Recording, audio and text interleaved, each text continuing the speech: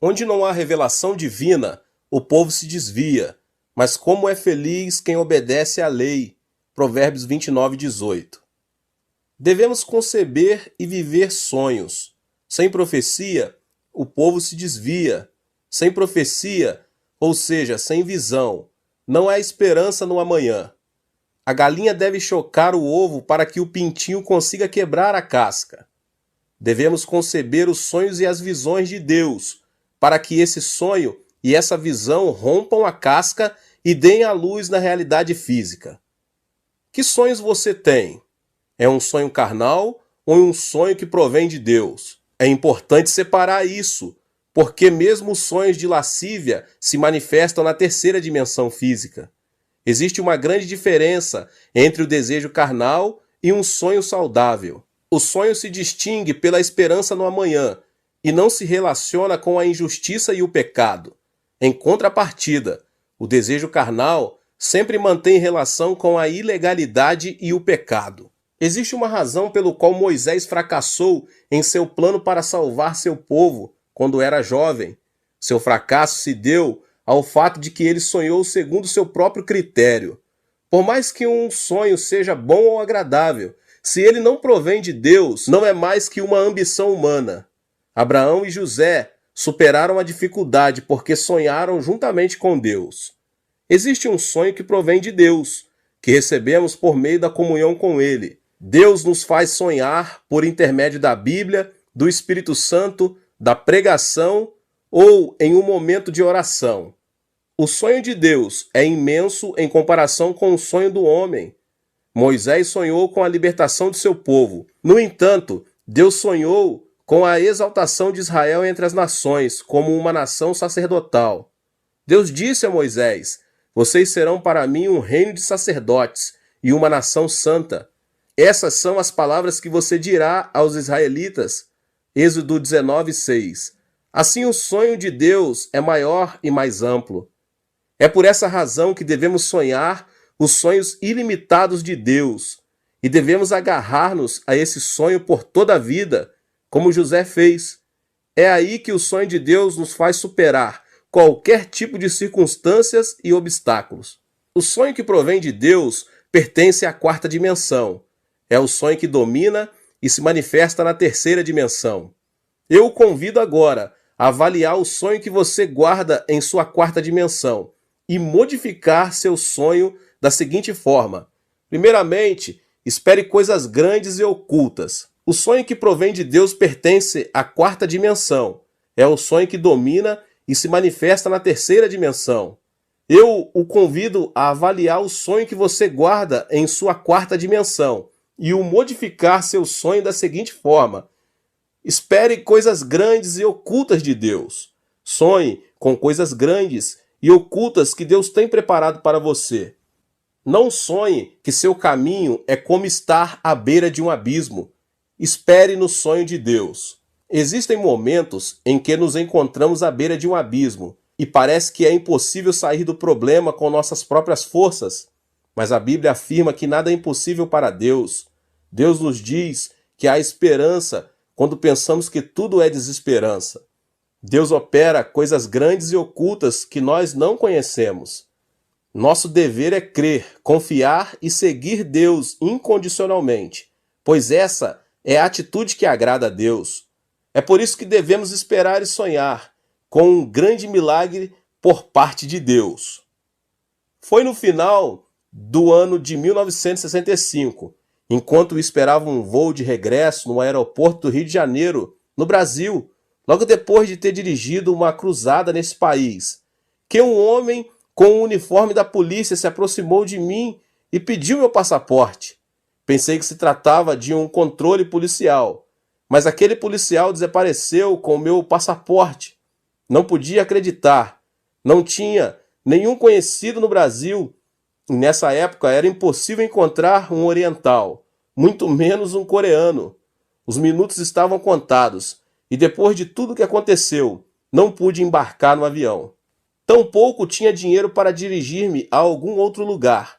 De repente caí de joelhos e comecei a orar com lágrimas nos olhos. Deus, olha para mim, o que devo fazer agora?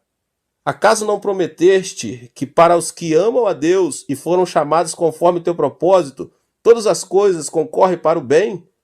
Eu te amo, e segundo o teu propósito vim ao Rio de Janeiro para pregar a tua palavra. Só o Senhor conhece minha aflição. Pai, creio em tua promessa, que todas as coisas contribuem para o meu bem. Senhor, fica comigo. Não podia fazer outra coisa além de orar. Continuei orando, quando um cavalheiro se aproximou do local onde eu estava e me disse: O senhor não é o pastor Chu? Jamais imaginei que alguém se aproximasse de mim para oferecer ajuda e olhei ao meu redor. Estava certo de que era a voz de uma pessoa, então respondi: Sim, senhor, sou o pastor Yang Cho.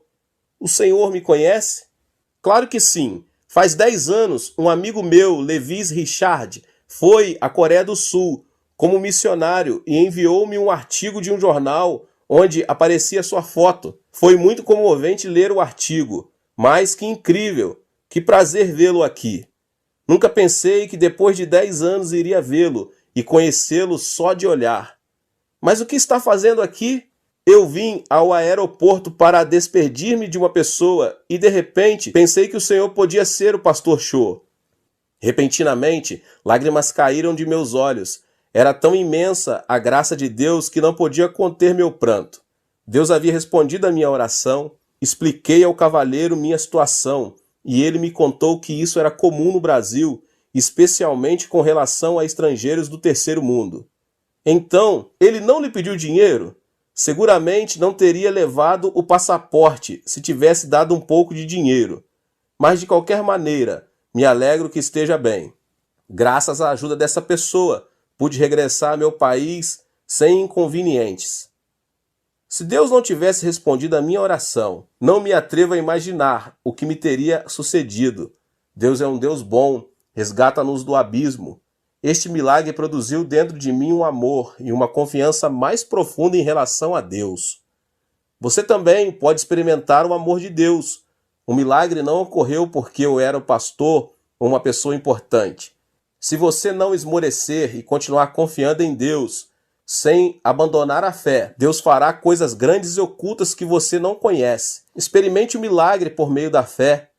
O Êxodo é um excelente exemplo para compreender quão grande e perfeito é o amor de Deus. Deus liberou o povo de Israel dos 430 anos da escravidão do Egito por meio da liderança de Moisés. Mas uma primeira muralha impedia o êxodo. O Mar Vermelho aguardava a chegada dos israelitas. Atrás, os soldados do exército de Faraó vinham com carros dispostos a matá-los. Era uma situação em que não havia nenhuma opção. Adiante, um grande mar. Atrás, todo um exército armado. Entre o povo se levantavam vozes de murmuração.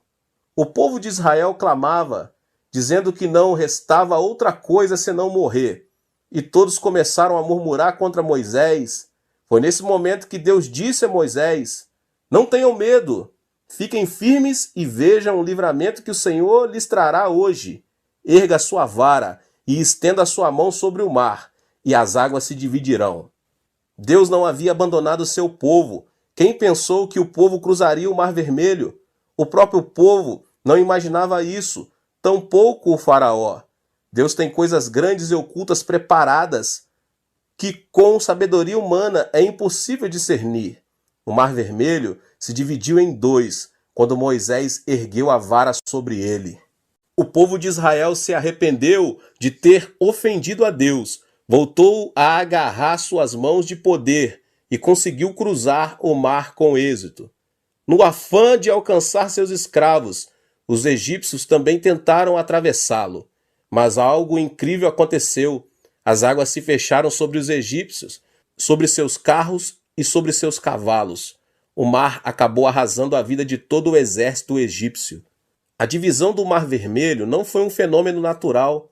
Por meio dele, Deus mostrou a seu povo aquelas grandes coisas e ocultas que tinha preparado para ele. Deus não muda e está conosco hoje, sustentando-nos com sua mão de poder. 1 aos Coríntios 2,9 diz: Todavia, como está escrito, olho nenhum viu, ouvido nenhum ouviu, mente alguma imaginou que Deus preparou para aqueles que o amam. Sonhe e tenha esperança e creia que o amor e a bênção que Deus preparou para cada um de nós são maravilhosos. Algo grandioso acontecerá em sua vida. Deus criou o homem no último dia da criação, como coroa da criação. Criou primeiro todas as coisas e depois Adão e Eva, a quem ortogou o poder de dominar e subjugar a terra. Note que primeiro Deus criou todo o necessário para que o homem, pelo amor de Deus, habitasse a terra. O mesmo Deus que preparou a criação para Adão e Eva pudessem habitar a terra, preparou nossa vida para que em Cristo Jesus experimentemos o novo nascimento. Deus predestinou nossa salvação antes da criação do mundo. Não que tenhamos pecado por acaso, e por acaso se abriu um caminho para a nossa salvação. A cruz de Jesus Cristo era um evento pré-determinado para redimir nossos pecados. Gênesis 3,15 diz: "Porém inimizade entre você e a mulher, entre sua descendência e o descendente dela. Este lhe ferirá a cabeça, e você lhe ferirá o calcanhar." Esta palavra implicava muitos eventos que ocorreriam no futuro. É importante saber que a cruz de Jesus não foi uma casualidade, mas sim um plano pré-determinado. O Senhor veio à terra em carne, nasceu do ventre da Virgem Maria, o que indica que Jesus, semente da mulher, iria converter-se no inimigo do diabo. Ou seja, Deus havia antecipado o plano da salvação por meio de Jesus Cristo, antes do momento da queda de Adão e Eva. 600 anos antes de Cristo, o profeta Isaías profetizou que Cristo morreria crucificado.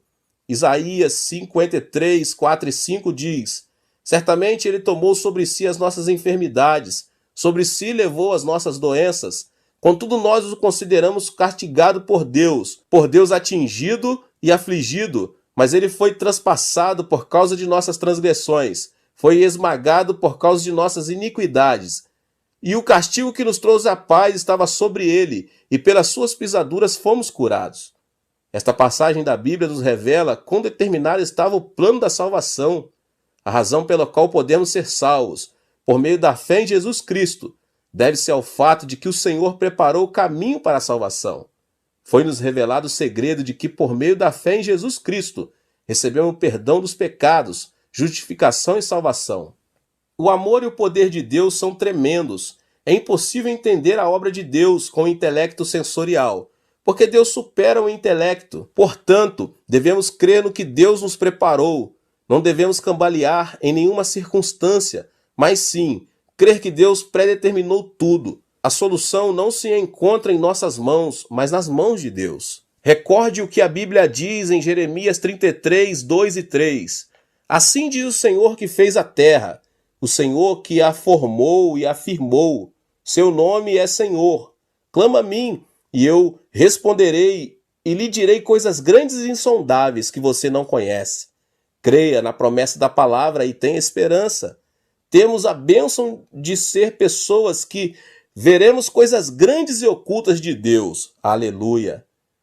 O que devemos sonhar? Devemos sonhar coisas grandes e ocultas. Não devemos sonhar que a escuridão arrasará nossa vida, mas sim devemos crer em coisas grandes e ocultas. Devemos sonhar com coisas positivas e otimistas, com esperança. E Deus operará coisas grandes e ocultas a nosso favor. Deus operará milagres inimagináveis. Temos de abrir a boca para que Deus encha de milagres. Deus é capaz de fazer infinitamente mais do que tudo quanto o que pedimos ou pensamos, de acordo com o seu poder que atua em nós. Ouça agora este testemunho. Esta é a história de uma mulher negra que vivia junto com seu filho nos Estados Unidos. Assim que se divorciou do marido, essa mulher mal conseguia sobreviver. No entanto, seu filho insistia dizendo: "Mamãe, compre o gato para mim, compre." O problema é que a mãe não tinha dinheiro suficiente para comprar um gato, e as palavras do filho feriram seu coração. "Todos os meus amigos têm cães e gatos. Por que não me compram um gato, hein?" Carinhosamente, a mulher disse ao filho: "Filho, vamos orar ao nosso Deus bondoso, Pai. Está bem? Deus lhe proverá um gato." Ela tomou a mão do filho e começou a orar: "Pai, tu conheces nossa situação. Dá-nos um gato. não temos dinheiro suficiente para comprar um gato. Deus Pai, suplico-te de todo o meu coração, tem misericórdia de nós, em nome de Jesus, amém. Assim que terminara a oração, o filho perguntou: Deus nos dará mesmo um gato? Sim, querido, nada é impossível para Deus. Um gato não será nada difícil para ele. Esperemos o gato e continuemos orando. Deus, ouve nossas orações, esperemos e sonhamos. A mulher continuou orando junto com o filho. Era de tarde e o sol ardia. A mulher tecia no jardim enquanto o menino brincava com um aviãozinho de papel. De repente, algo extraordinário aconteceu. Tratava-se de um vulto escuro que caiu no jardim de sua casa. Era nada menos que um gato. Tanto a mulher como seu filho ficaram petrificados. Um gato havia caído do céu. Eles começaram a pular e a soltar gritos de júbilo. Deus havia respondido à sua oração.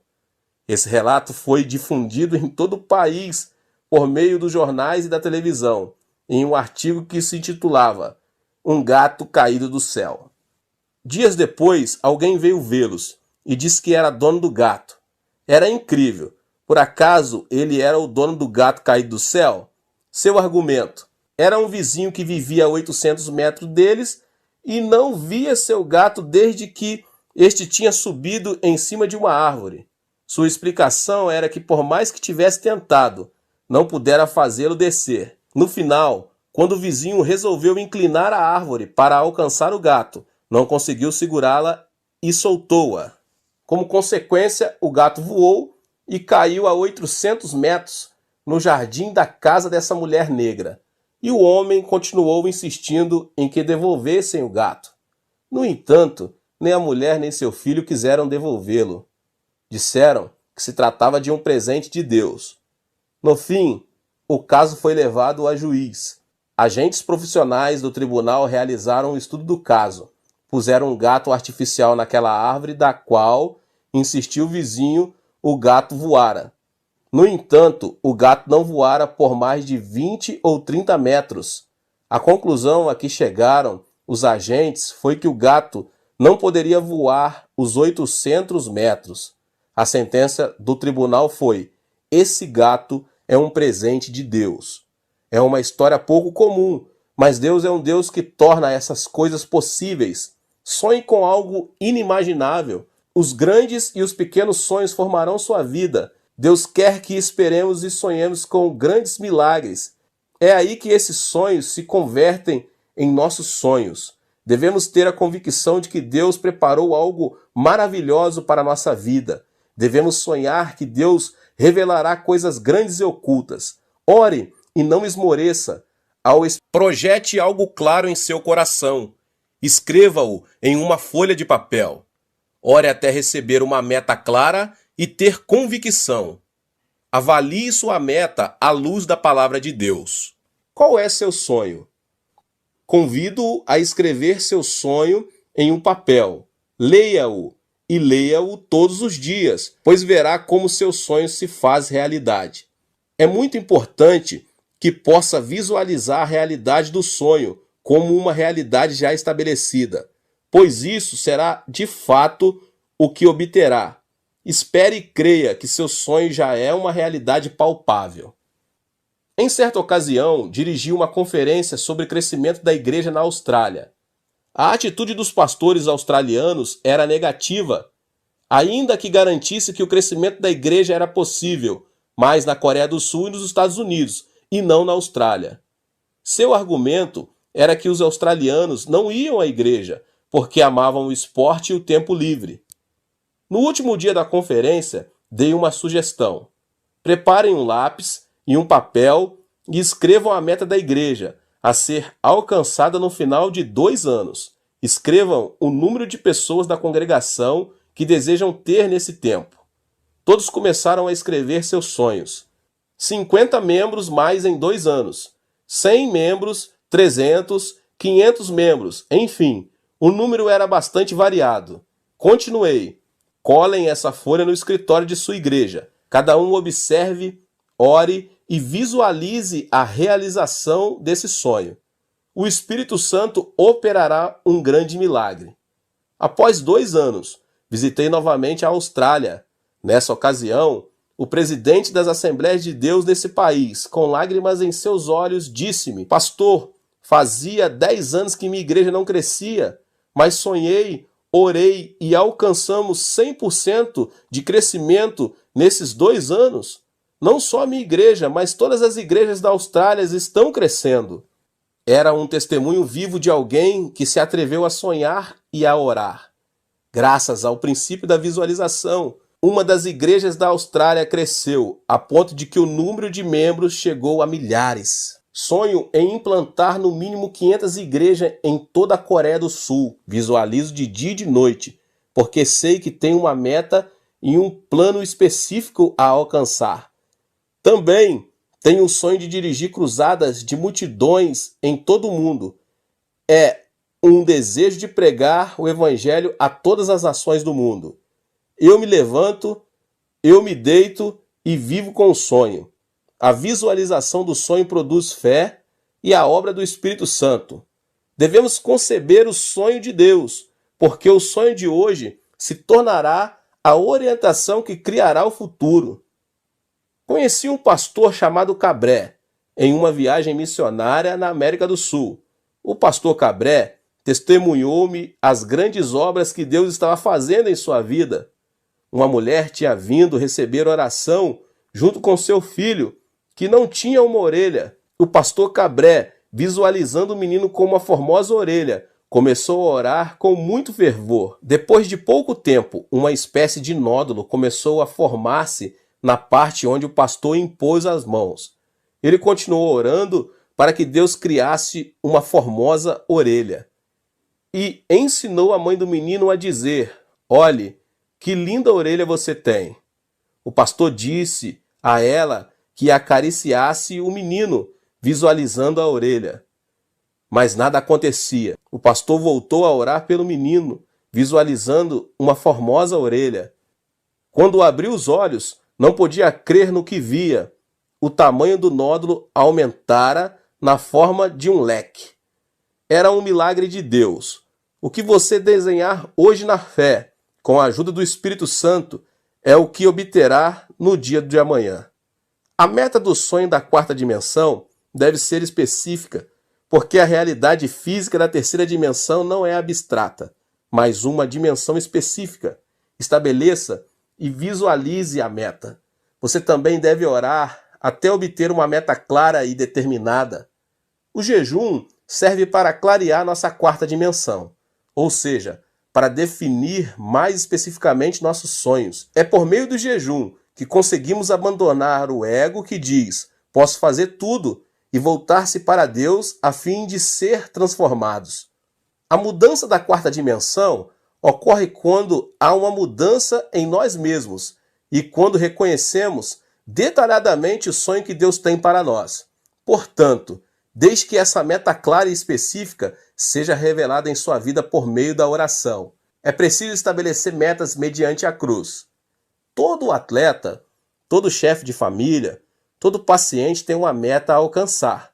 É nosso dever sonhar esses sonhos a partir de uma perspectiva distinta. Devemos olhar para a cruz de Jesus Cristo e sonhar especificamente que fomos salvos da enfermidade do espírito, da alma e do corpo, assim como das circunstâncias. Não devemos deixar-nos influenciar pelo estado atual de nosso espírito, de nosso corpo e de nossa alma, nem pelas circunstâncias. E assim, aceitar o sonho de Cristo. Em 1 Pedro 2,24 encontramos: Ele mesmo levou em seu corpo os nossos pecados sobre o madeiro, a fim de que morrêssemos para os pecados e vivêssemos para a justiça. Por suas feridas vocês foram curados. Devemos aceitar o sonho de Cristo mediante a cruz. A desordem mental será sanada e veremos o poder de Deus. Devemos visualizar a bênção de Abraão e a meta de nossos sonhos mediante a cruz. É preciso desfazer a desordem mental da maldição e da pobreza e aceitar a bênção e a prosperidade de Abraão que há em Cristo, pois é esse o sonho que Cristo tem para nós. Gálatas 3,13 diz: Cristo nos redimiu da maldição da lei, quando se tornou maldição em nosso lugar, pois está escrito: Maldito todo aquele que for pendurado no madeiro. Devemos estabelecer metas mediante a cruz de Cristo. A meta final do cristão não se encontra neste mundo, mas se estende até o reino eterno. Em 2 Coríntios 5:1 diz: sabemos que, se for destruída a temporária habitação terrena em que vivemos, temos da parte de Deus um edifício, uma casa eterna nos céus, não construída por mãos humanas. Ponha seus olhos em Jesus, que levou a cruz sobre si, e sonhe. Nossa esperança não se limita ao que é terrestre, antes vai além dos céus. É preciso que você comece pelo pequeno. Assim como um bebê cresce na incubadora, deixe que seu sonho vá crescendo. Caminhe junto ao Espírito Santo, seja fiel no pouco e supere as adversidades. Uma vez que tenha concebido um sonho mediante a cruz, você deve semeá-lo para depois colhê-lo. Apesar das circunstâncias, se você consegue semear a semente do sonho que concebeu com a ajuda do Espírito Santo, essa semente dará fruto, crescerá, vencerá e transformará a terceira dimensão. O sonho transformará a morte em vida, a escuridão em luz, a pobreza em riqueza. A mudança de vida se origina de uma mudança de sonho na quarta dimensão. Sonhe, semeie e realize seu sonho. Prepare-se para a realização do sonho. Todos desejam uma mudança na vida e a realização de seus sonhos, mas são poucos os que se preparam para isso. Para alcançar o sonho, é imprescindível a preparação. Se você tem um sonho, deve ter convicção de que o sonho será alcançado e agir como se já tivesse realizado. Daí a necessidade de preparação.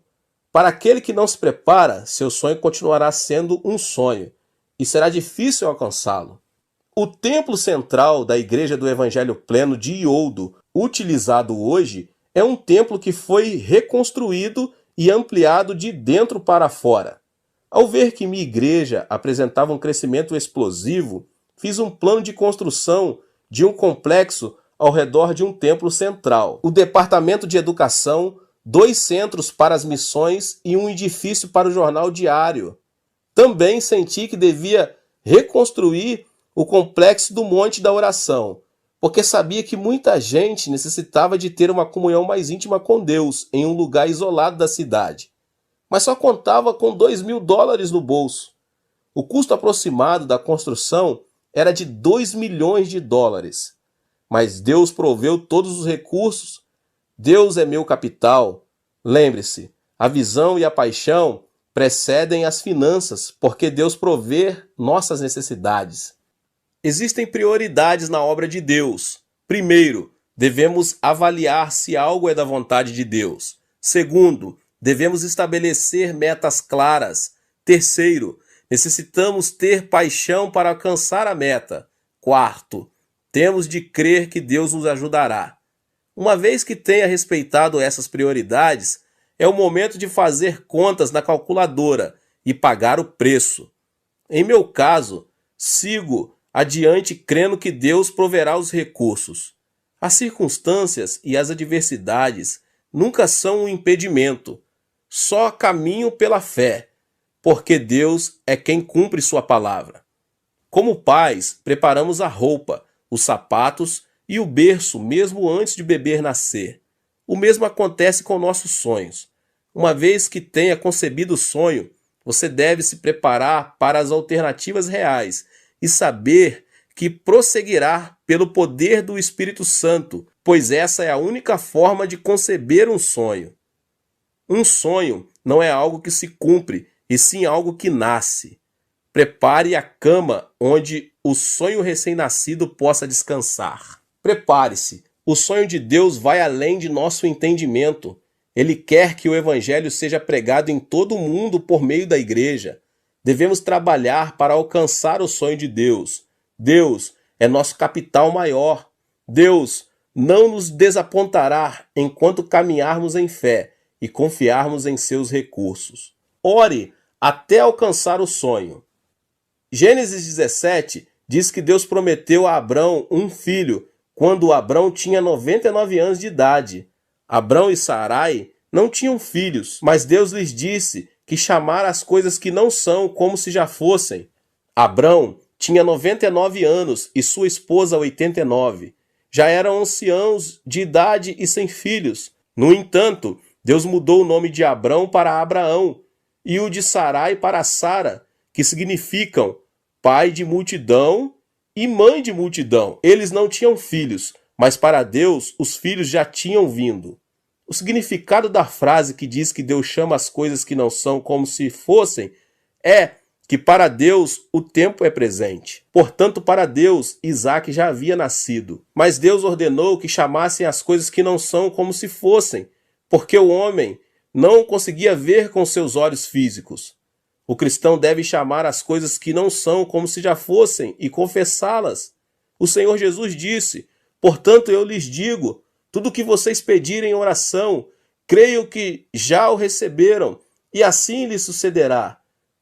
Isso significa que devemos visualizar, pensar e crer nas coisas que não são como se já fossem, e devemos crer que as recebemos, ainda que não sejam palpáveis neste momento. O Senhor Jesus disse: eu lhes asseguro que se alguém disser a este monte, levante-se e atire-se no mar, e não duvidar em seu coração, mas crer que acontecerá o que diz, assim lhe será feito. O que implica que devemos ter confissão de que o monte será arrancado e lançado ao mar antes de termos mencionado tais palavras. Outra coisa bem importante é orar com muito fervor.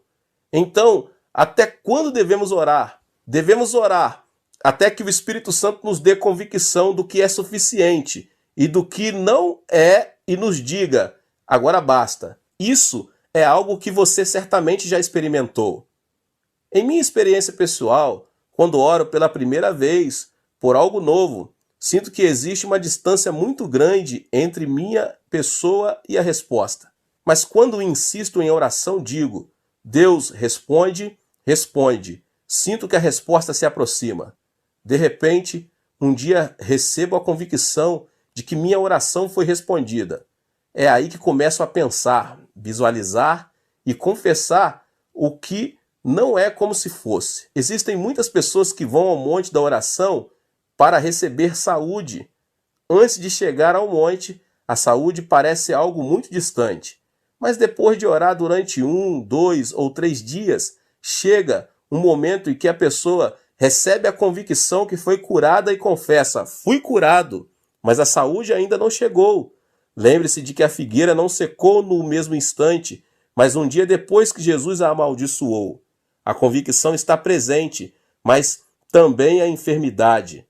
Não obstante, alguns dias depois de regressar no monte da oração, a enfermidade desaparece. Existe um lapso entre a convicção e o cumprimento. Por exemplo, pense na erva do campo. Se você arranca a erva, ela não seca no mesmo instante, pois ainda que já esteja morta, isso requer pouco mais de tempo.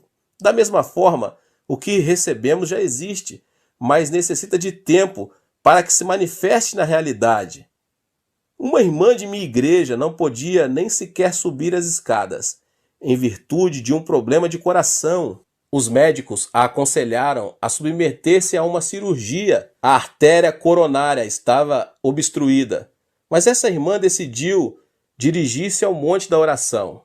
Deus Pai, aqui está o dinheiro necessário para a operação. Eu o ofereço a ti. Quero que tu me operes diretamente.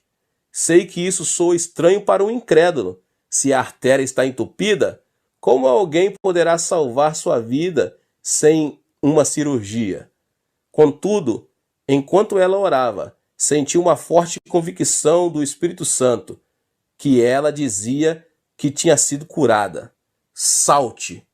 Era a voz do Senhor. Todavia, um movimento brusco podia levar-lhe à morte. Mesmo assim, sua convicção levou a levantar-se e dar saltos. Estranhamente, não teve problemas respiratórios. De repente ouviu uma voz que dizia: quero que você suba ao cume de Elias e volte. O cume de Elias é o cume do monte da oração e é bastante difícil de subir, mesmo para uma pessoa normal, saudável. No entanto, a irmã não hesitou em subir ao cume de Elias e voltou sem problemas. Era um milagre de Deus. O segredo do milagre é crer e visualizar o que não é como se fosse. Diante de um pedido, devemos orar sem cessar, até que tenhamos recebido a convicção da resposta. Devemos orar com fervor, por mais que a meta nos pareça demasiado difícil de alcançar. O esposo e a esposa incrédula, o sonho quanto aos filhos, o trabalho, a enfermidade, são como uma grande montanha. Ore por aquela meta, visão e sonho que parecem inalcançáveis ante seus olhos, e não cesse de fazê-lo até que tenha recebido convicção de que seu pedido foi respondido. É preciso visualizar a realização de seu sonho e seja fiel no pouco. O herdeiro da indústria de aço de Carnegie chama-se Charles. Formado apenas na escola primária, começou a trabalhar na fábrica como um peão em todo tipo de trabalho. Apesar de sua posição não ser algo nobre, nunca perdeu o sonho e era fiel em tudo o que lhe encomendavam. Foi fiel pensando que era o dono da empresa e sonhava com um amanhã de êxito. Limpava cada canto da fábrica todos os dias, como se fosse sua casa e como se ele fosse o dono da fábrica. Seus colegas o criticavam, mas ele limpava a fábrica em dias de sol ou de chuva. Sonhava que a fábrica era sua propriedade. A atitude desse trabalhador terminou comovendo o coração de toda a gente. Sua fidelidade serviu como mérito para começar a trabalhar como um empregado no departamento de limpeza. Assim que ascendeu como empregado, continuou trabalhando com a mesma fidelidade de antes. Sua atitude fiel foi difundida de boca em boca e o presidente da empresa, Carnegie, decidiu contratá-lo como seu secretário pessoal. Esse homem continuou sendo fiel em seu novo posto de trabalho e serviu como porta-voz do presidente. Sua filosofia de trabalho era: sou o dono da empresa, portanto devo trabalhar com a mentalidade de que se alguém me obriga a levar uma carga por 1 milha, devo ir com ele 2 milhas. E se alguém me pede a túnica, devo dar-lhe também a capa. E trabalhou fielmente. O presidente Carnegie, comovido pela fidelidade de seu secretário, ofereceu-lhe um incentivo de $1 milhão, quando o salário anual de seu secretário era de $2 a $3 mil. E à vista de todos os seus empregados, Carnegie disse que o sonho e a fidelidade de Charles era algo imensurável. Quando chegou o momento da aposentadoria de Carnegie, todos os empregados começaram a se perguntar quem iria sucedê-lo nessa grande empresa. Alguns afirmavam que algum graduado da Universidade de Harvard ou Princeton ou algum filho de um empresário importante iria substituí-lo no cargo de presidente. Carnegie, porém, nomeou Charles o novo presidente da indústria de aço, o qual havia começado como peão e trabalhado no departamento de limpeza e, por fim, servido fielmente a Carnegie como seu secretário. Isso causou um grande impacto em todo o mundo, até no próprio Charles. Carnegie enfatizou que sua empresa deveria ser dirigida não por uma pessoa com títulos de estudos avançados, mas por alguém com amor, fidelidade e sonhos com relação à empresa. Em outras palavras, Charles era o homem em que Carnegie confiava, por seu amor, fidelidade e sonhos em relação à empresa. Eu o exorto a que dê o melhor no lugar em que se encontra. O Senhor está com você e quer ajudá-lo. Seja fiel no pouco. Deus vê tudo e conhece as fibras mais íntimas do nosso coração. Deus nos exaltará a seu tempo. Ponha seu olhar em Deus e seja fiel no que lhe foi confiado. O túnel da aflição leva-o à realização do sonho. Não se alcança o sonho por acaso. É necessário que se passe primeiro pelo túnel da aflição. Ou seja, existe um preço a pagar.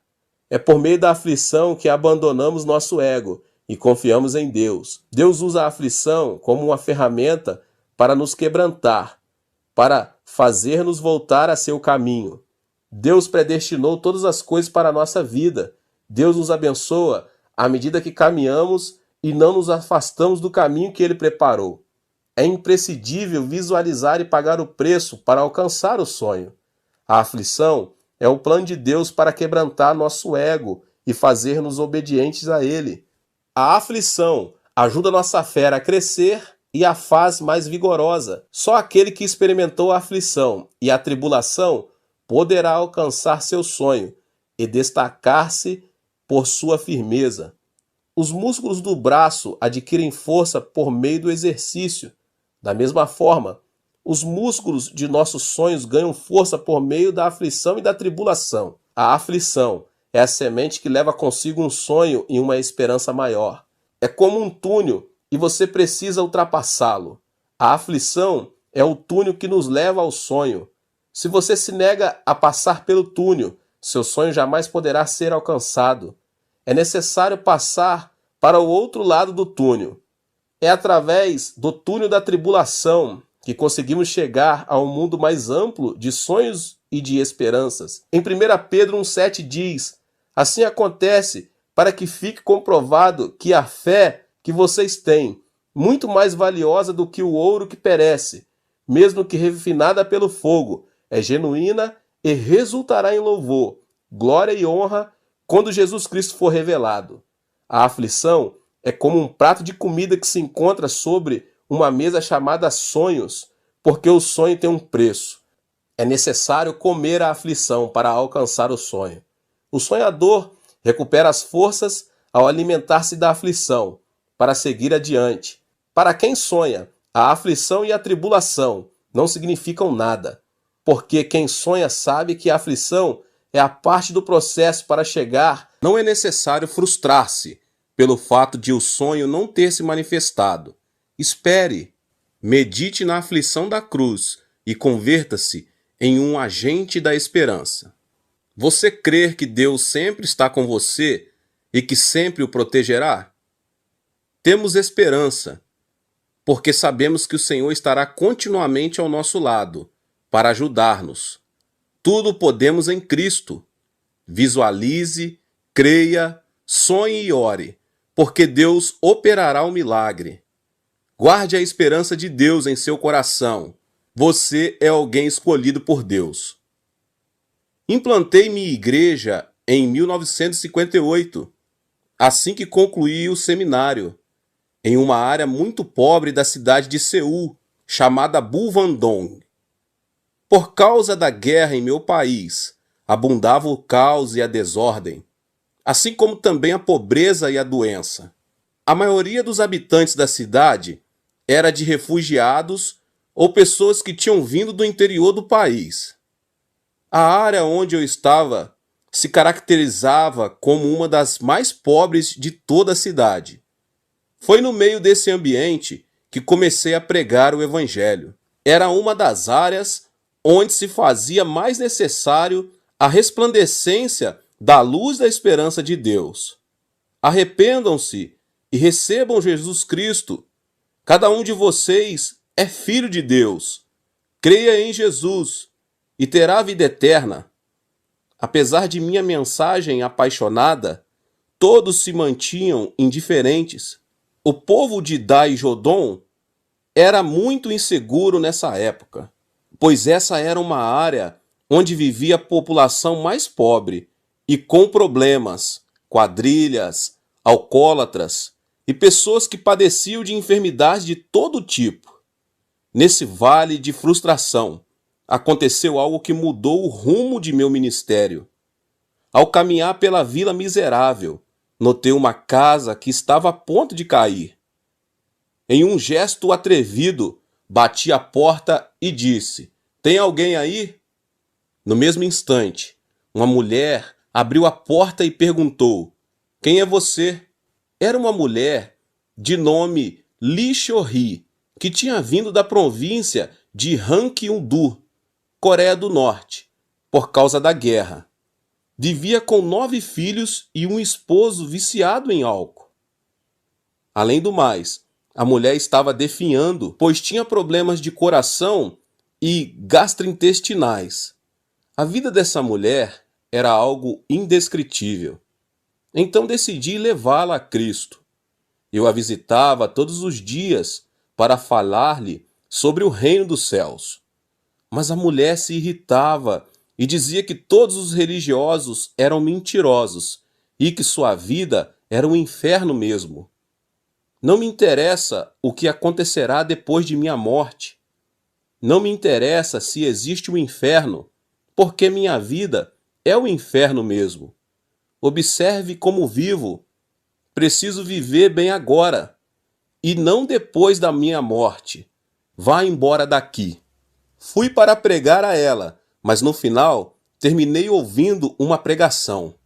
Para dizer a verdade, ela tinha toda a razão. Pensativo, voltei para a minha igreja, que nessa época era uma tenda.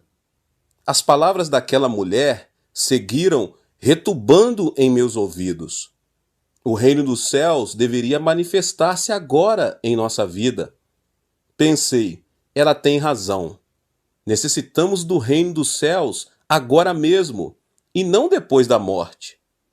O Deus que nos ama, por acaso não deseja que sejamos felizes também nesta vida? A humanidade foi criada pelo amor de Deus, mas tem se revelado contra Deus. Como consequência, o homem teve de levar consigo a carga do pecado. Contudo, Deus teve compaixão de nós e enviou o seu Filho Jesus Cristo para que, mediante a cruz, ele tomasse nossas maldições, nossa morte e nossas dores. Nosso destino era o pecado, mas Deus nos salvou por meio de Jesus Cristo. Devemos somente crer em Jesus para receber vida eterna. Então prosperamos em todas as coisas e temos saúde, assim como prospera a nossa alma. Essa é uma bênção universal, e não só para alguns escolhidos. Por meio da cruz, Deus nos salvou de forma integral. A mensagem da cruz não trata apenas da salvação do espírito, mas também da salvação da alma, do corpo, das circunstâncias. Em outras palavras, a salvação é integral. E essa é a mensagem do Evangelho. Porventura existe um amor maior que esse? É por meio da fé que recebemos o perdão dos pecados. É por meio da fé que recebemos libertação de toda maldição. É por meio da fé que obtemos saúde e salvação. Em minha vida pastoral, experimentei um encontro com Jesus por meio da esperança na fé. Foi em um estado de desesperança absoluta que, por intermédio da leitura bíblica, descobri a coluna de fogo da esperança. E agora me converti em um servo de Deus. Cada vez sinto mais a importância da esperança em nossa vida. Então eu não podia tirar aquela mulher de minha memória. Eu pensei que ela também necessitava de uma mensagem de esperança. Então decidi voltar a ela. Senhora, convido-a a mudar seu destino. A mulher ficou um pouco surpreendida e disse: antes você vinha me falar sobre o reino dos céus.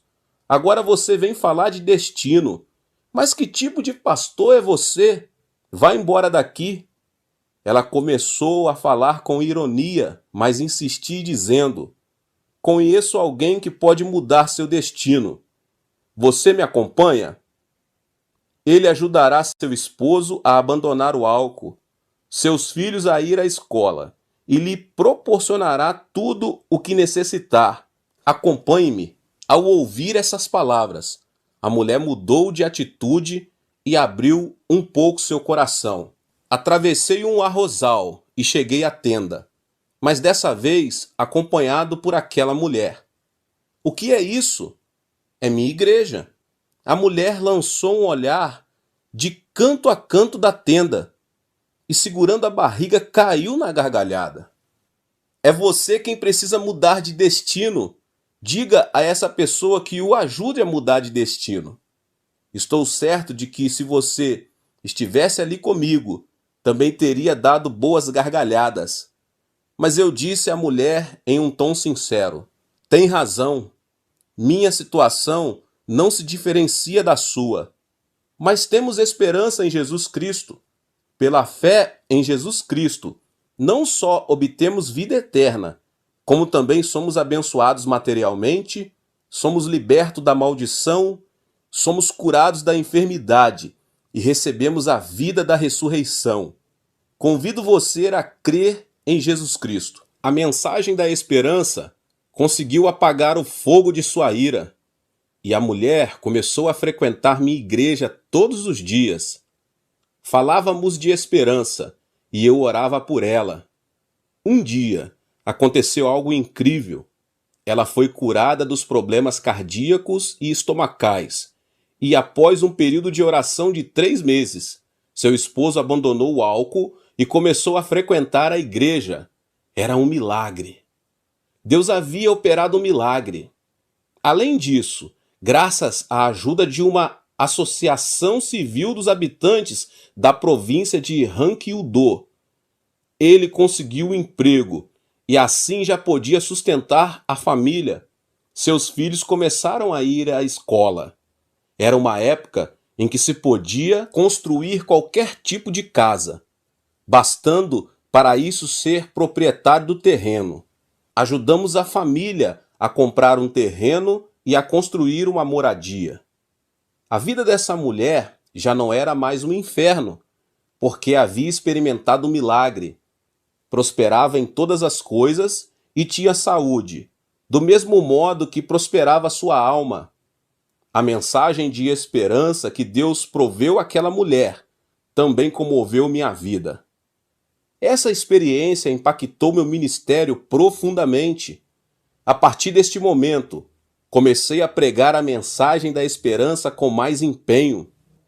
Como consequência, a igreja da tenda cresceu a 500 membros em apenas 3 anos. O povo tornou a pobreza e a desesperança em esperança. Os membros da minha igreja começaram a orar e a trabalhar com mais dedicação. Conseguimos adquirir um terreno para construir uma igreja maior. Em 1961, nos mudamos para Soedaimon.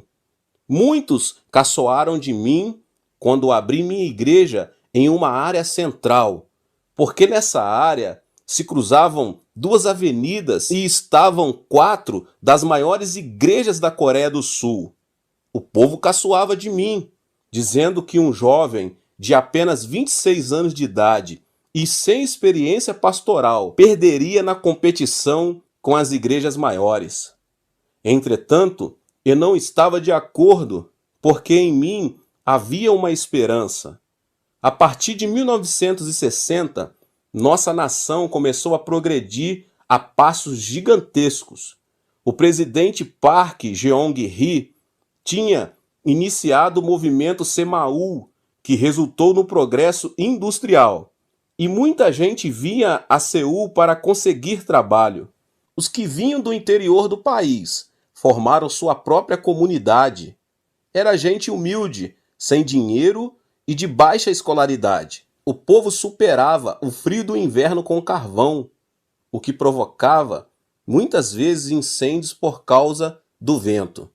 Mas não havia alternativa.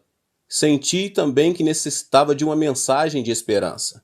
Pensei que essa triste realidade era nada menos que uma oportunidade que Deus nos dera para pregar o Evangelho. Não se tratava de uma ética ou de uma religião, nem sequer do próprio cristianismo, mas de uma mensagem de esperança que dizia que por meio da fé em Jesus Cristo, o indivíduo podia receber a salvação integral. Essa foi a razão pela qual muitos servos de Deus e denominações me criticaram. No entanto, não retrocedi um passo sequer. Continuei pregando a mensagem de esperança. Multidões de pessoas se aproximavam de minha igreja para ouvir a mensagem de esperança. Algumas denominações nos criticavam por orar clamando em alta voz. Dizia-nos que a igreja era um lugar santo e não deveria clamar ou louvar a Deus com palmas e gritos de júbilo. Para dizer a verdade, meus irmãos e irmãs, as pessoas de classe alta e média não necessitam chorar e clamar a Deus com todo o coração. Mas minha igreja era constituída por pessoas sem dinheiro, sem educação e sem apoio algum. Aqueles que estão em um mundo de desesperança não podem fazer outra coisa além de ouvir a mensagem de esperança e consagrar sua vida diante de Deus. Sem lágrimas, seria impossível para eles deixar de lado o estresse e a opressão da vida. Esse é o motivo pelo qual eu disse que era bom chorar diante da presença de Deus, chorar diante de Deus na casa do Pai. E todos os aflitos e necessitados vinham e choravam na igreja, a tal ponto que a oração em uníssono parecia um funeral e o louvor uma festa, pois usávamos as palavras para louvar a Deus. Era assim que o povo se livrava do estresse e alcançava a paz do coração. A salvação espiritual e a fé sólida fizeram a reunião resultar em cura divina. Deus viu nossa fé e veio em nosso socorro.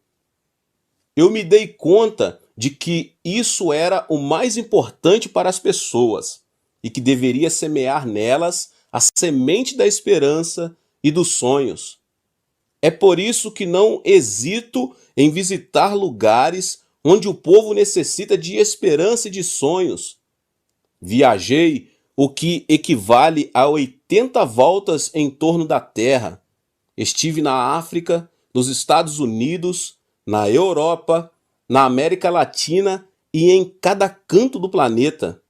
Percebi que todos desejavam a esperança e os sonhos, porque o homem foi criado segundo a imagem de Deus, e o próprio Deus é esperança e sonhos. Portanto, podemos sonhar sonhos preciosos em Deus. O reconhecido teólogo alemão Jürgen Moltmann sustenta que sua teologia é a teologia da esperança. A Segunda Guerra Mundial estourou quando ele tinha apenas 17 anos de idade. Foi recrutado como soldado pelo governo alemão, mas acabou sendo capturado como prisioneiro.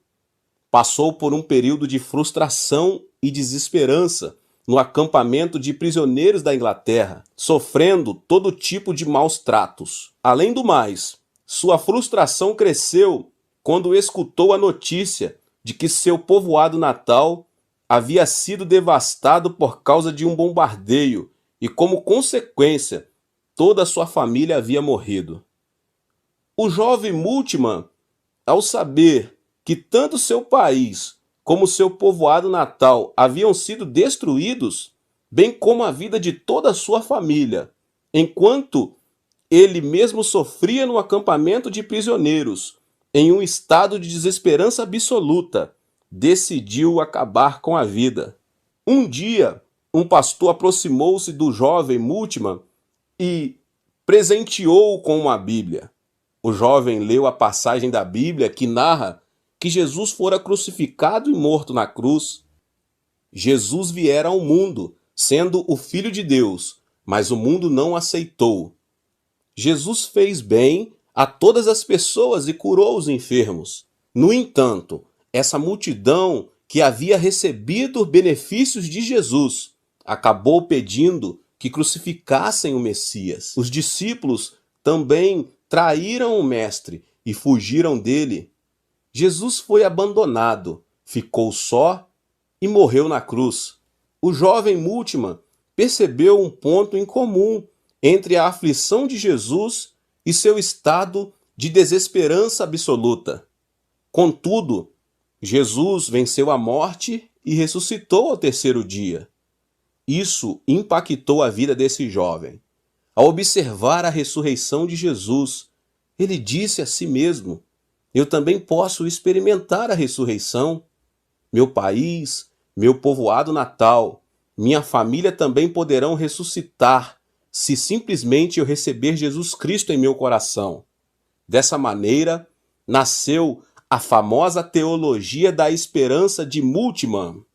Ele se deu conta de que só Jesus Cristo pode outorgar ressurreição em meio à desesperança mais escura. E o jovem recebeu Jesus Cristo como seu salvador pessoal ali mesmo, no acampamento de prisioneiros.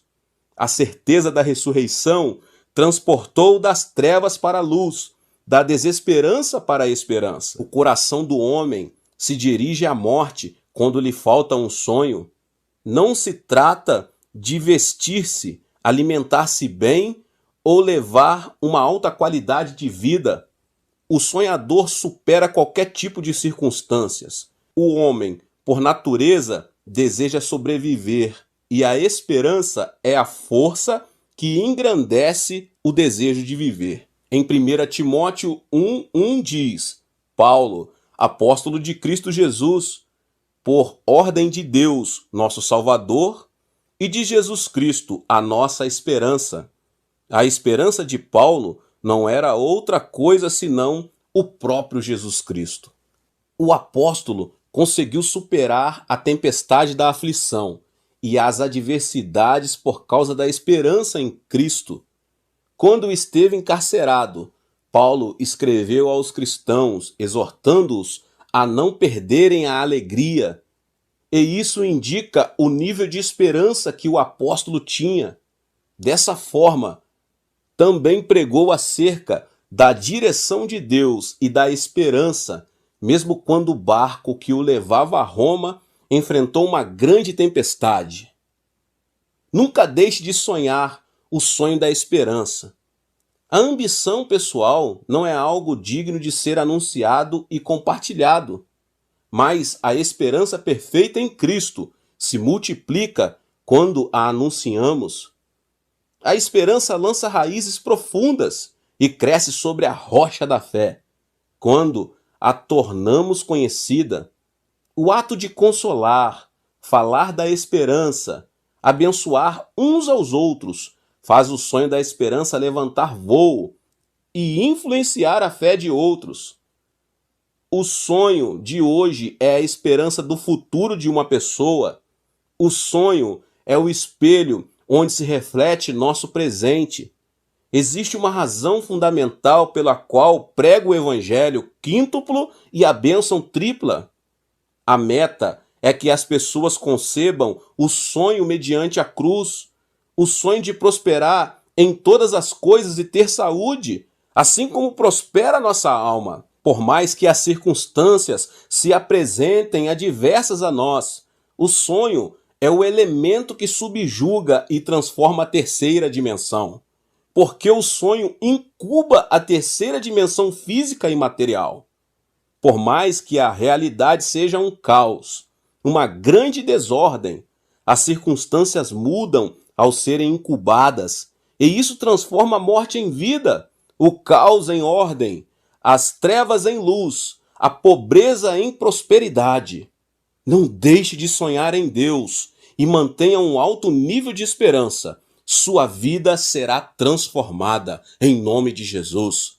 Deus abençoe a vida de cada um que ouviu essa palavra tremenda. Não esqueça de se inscrever aqui no canal e ativar o sininho das notificações. Deixe também o seu like e não se esqueça de compartilhar com as pessoas que você mais ama. Nos vemos nos próximos vídeos. Até mais. Levanto os meus olhos para os montes e pergunto: de onde me vem o socorro? O meu socorro vem do Senhor, que fez os céus e a terra. Ele não permitirá que você tropece. O seu protetor se manterá alerta. Sim, o protetor de Israel não dormirá. Ele está sempre alerta. O Senhor é o seu protetor. Como sombra que o protege, ele está à sua direita. De dia o sol não te ferirá, nem a lua de noite. O Senhor o protegerá de todo o mal, protegerá a sua vida. O Senhor protegerá a sua saída e a sua chegada, desde agora e para sempre.